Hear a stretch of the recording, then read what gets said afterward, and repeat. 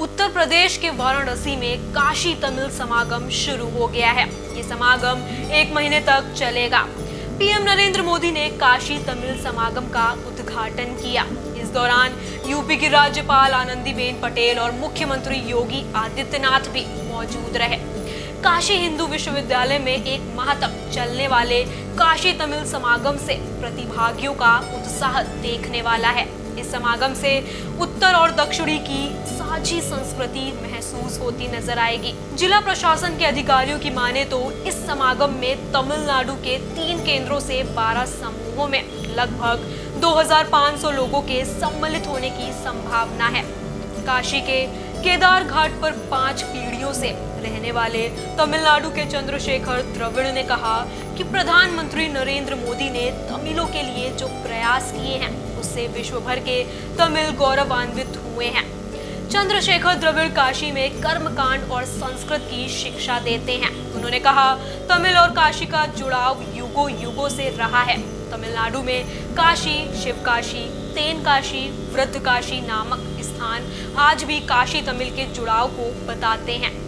आज भी तमिलों के विवाह में जोड़ियों को काशी यात्रा का वचन दिलाया जाता है। तमिलों के लिए अपने जीवन काल में एक बार काशी की यात्रा करना अनिवार्य है।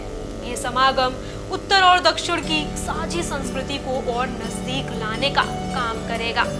5 पीढ़ी से तमिलनाडु से आकर काशी में कर्मकांड कराने वाले नारायण धनपति ने कहा कि दक्षिण भारत में 4 धाम की यात्रा की तरह ही काशी यात्रा का भी महत्व रहा है और इस काशी तमिल समागम की कल्पना मोदी जी को मिली दैवीय प्रेरणा से ही संभव हुई है। ये समागम उत्तर और दक्षिण की साझी संस्कृति को सामने लाने की अनूठी पहल है। तमिलनाडु के विश्वविद्यालय में तमिल भाषा पर शोध कर रहे परिया करुप्पन ने बताया कि काशी तमिल समागम में हिस्सा लेने के लिए तमिलनाडु से कुल 210 शोधार्थी भी काशी आए हैं।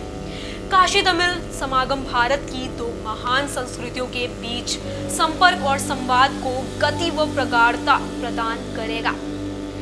इससे उत्तर और दक्षिण भारत के रिश्तों को आत्मीय मजबूती प्रदान करने में मदद मिलेगी। प्रशासनिक अधिकारियों ने बताया कि 16 दिसंबर तक चलने वाले समागम में तमिलनाडु से 12 समूहों में कुल 2500 लोगों को काशी आमंत्रित किया गया है। अधिकारियों के मुताबिक 1 महीने तक चलने वाले काशी तमिल संगमम कार्यक्रम में भारतीय संस्कृति की इंदो प्राचीन अभिव्यक्तियों के विभिन्न पहलुओं पर विशेषज्ञों विद्वानों के बीच अकादमिक आदान प्रदान, सेमिनार, चर्चा आदि आयोजित किए जाएंगे, जहां दोनों के बीच संबंधों और साझा मूल्यों को आगे लाने पर ध्यान केंद्रित किया जाएगा।